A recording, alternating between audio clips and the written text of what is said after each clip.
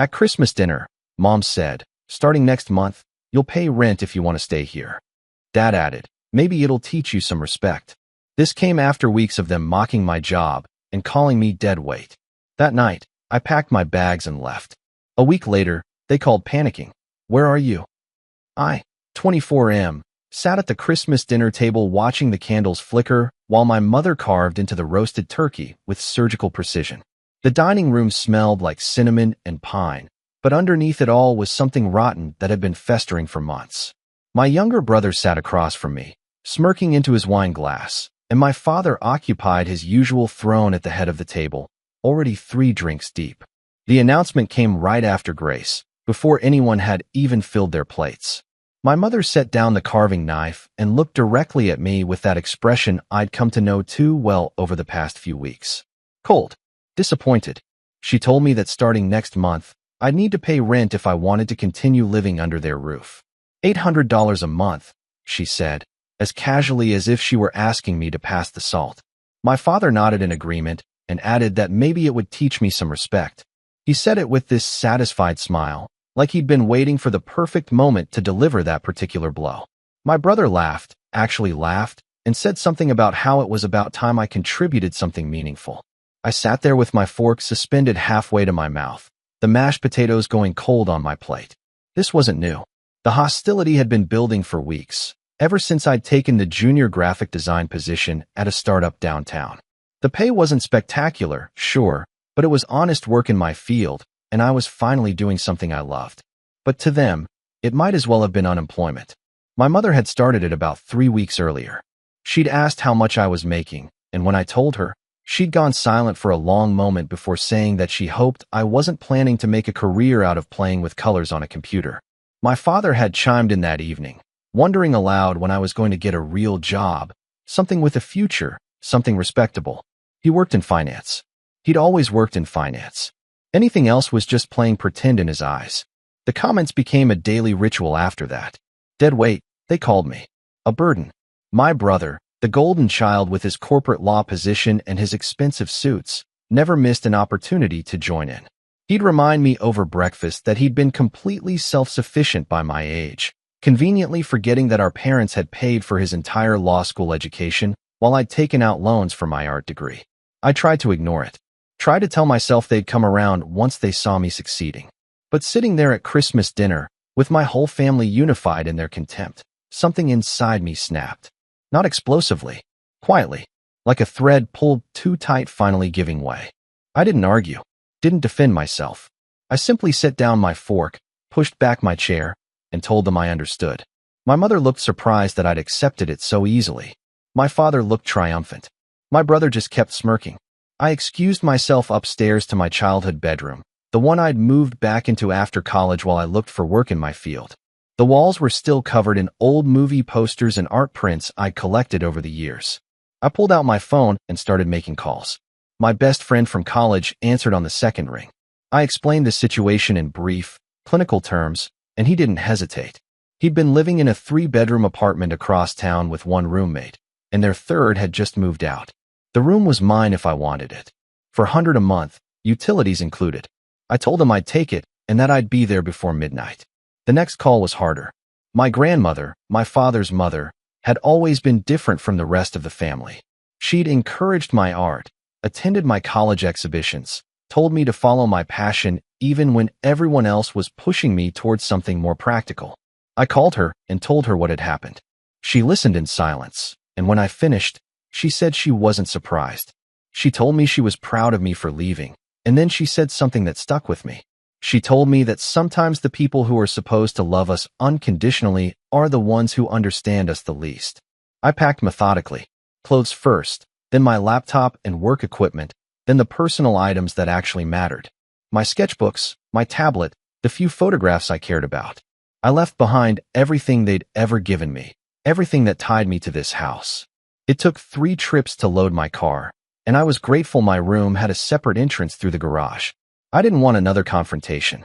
By the time I finished, it was nearly 11. The house had gone quiet. I could see the lights still on in the living room where my father probably sat with his nightcap, and my mother's silhouette moved past the kitchen window as she cleaned up from dinner. I didn't say goodbye. I just drove away, watching the house shrink in my rearview mirror until it disappeared completely. My new place was small, but it was mine. My roommates helped me carry everything up 3 flights of stairs, and we ordered pizza at midnight because none of us had eaten properly. They didn't pry, didn't ask for the whole story. They just helped me set up my room and made me feel welcome. It was more warmth than I'd felt in my parents' house in months. I took the next day, the day after Christmas, to settle in and plan. I knew my parents wouldn't notice my absence immediately. They'd assume I was sulking in my room, or maybe they'd think I'd gone out with friends. It didn't matter. I had more important things to handle. I blocked their numbers. All 3 of them. My mother, my father, my brother. Then I blocked them on every social media platform I had. I didn't want explanations or arguments or guilt trips. I just wanted silence. The first 3 days were peaceful. I threw myself into work, grateful that the startup's office was closed for the holiday week so I could work remotely. I picked up a freelance logo design project on the side. The money wasn't great, but every dollar I earned felt like vindication. On the 4th day, I got a call from my grandmother. She told me my mother had called her, asking if she'd heard from me. I asked what she'd said, and she told me she'd played dumb. Told them she hadn't heard from me in weeks. She was covering for me, she said, because I deserved to do this on my own terms. I could imagine the scene at my parents' house. My mother checking my room and finding it empty. My father dismissing her concerns at first, saying I was being dramatic. But as the days stretched on with no word from me, the dismissal would turn to irritation, then confusion, then something close to panic. On the 7th day, barely a week after I'd left, my phone lit up with a call from an unknown number. I almost didn't answer, but something made me pick up. It was my mother, calling from someone else's phone. Her voice was tight, with barely controlled panic. She wanted to know where I was, if I was safe, why I'd left without saying anything. I told her I'd left because she'd made it clear I wasn't welcome.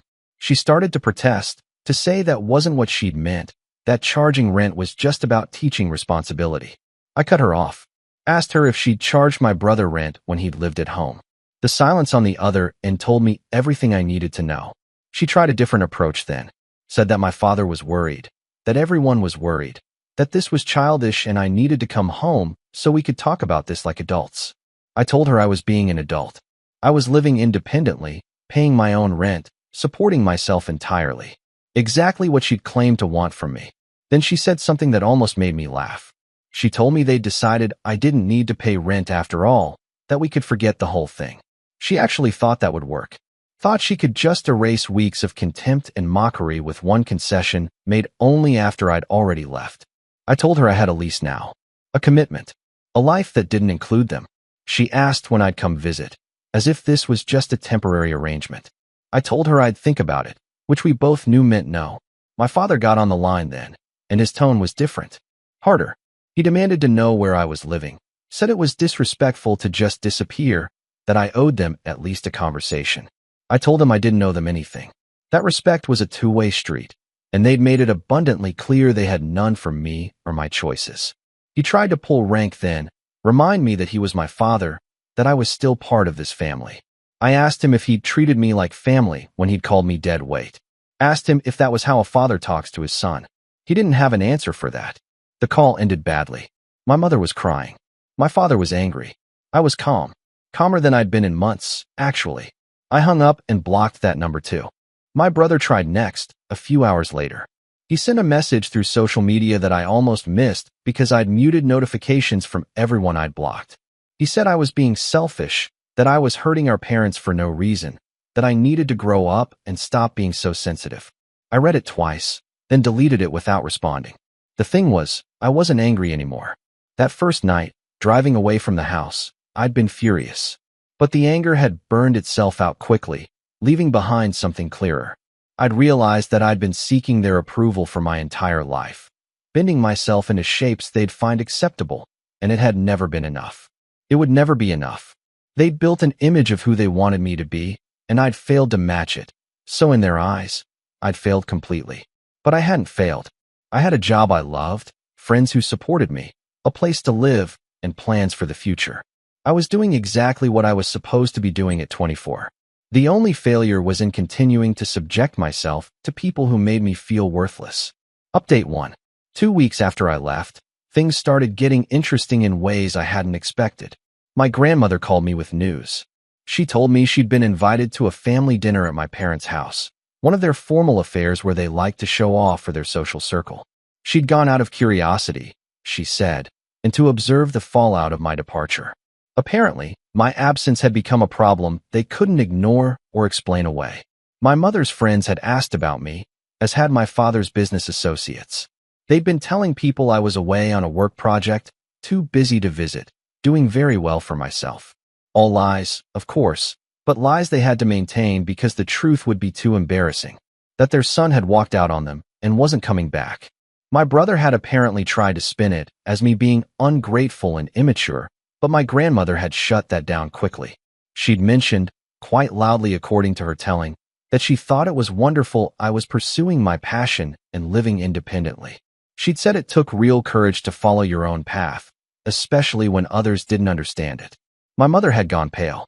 My father had changed the subject quickly, but the real news came a few days later. My grandmother called again, and this time she was laughing. Actually laughing. She told me that my parents had apparently been counting on my rent money more than they'd let on. Not because they needed it financially, but because they'd already promised my old room to someone else. My cousin, the son of my mother's sister, had gotten divorced and needed a place to stay temporarily.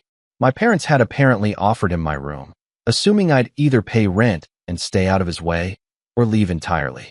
They'd calculated wrong on both counts. I'd left, but now they didn't have rent money to offset the awkwardness of having a grown man living in their house rent-free, especially since they'd made such a big deal about me contributing. My cousin had moved in anyway, and according to my grandmother, the arrangement was causing tension. He was loud, messy, and had no intention of paying rent himself. My parents couldn't ask him for money without looking like hypocrites after making such an issue of it with me, and they couldn't kick him out without causing a family rift with my aunt. I'd accidentally left them in a trap of their own making. It was almost poetic. Work was going well. My boss at the startup had noticed my dedication during the holiday period and had assigned me to a major client project. It came with a small raise, nothing spectacular, but enough to matter. I'd also landed 2 more freelance projects through word of mouth. My portfolio was growing, and so was my confidence. I still hadn't unblocked my parents or my brother. I'd thought about it a few times, wondered if I was being too harsh, if I should give them another chance.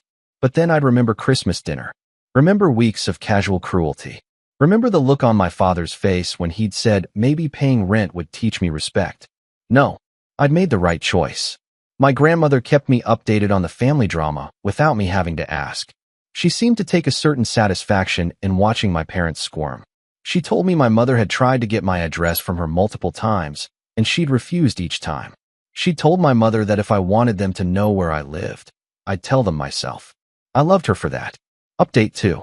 A month after I left, my mother showed up at my old job. Not my current job at the startup, but the coffee shop where I'd worked part-time during college. She'd apparently assumed I still worked there and had gone in asking for me. My old manager, who I'd stayed friendly with, had told her I hadn't worked there in over a year. She'd then asked if he knew where I was working now, and to his credit, he'd told her he didn't. He'd texted me about it afterward, asking if everything was okay. I'd explained the situation briefly, and he'd told me he had my back if she came around again. It was a small thing, but it mattered. It reminded me that I had people who supported me, who didn't think I was worthless or directionless.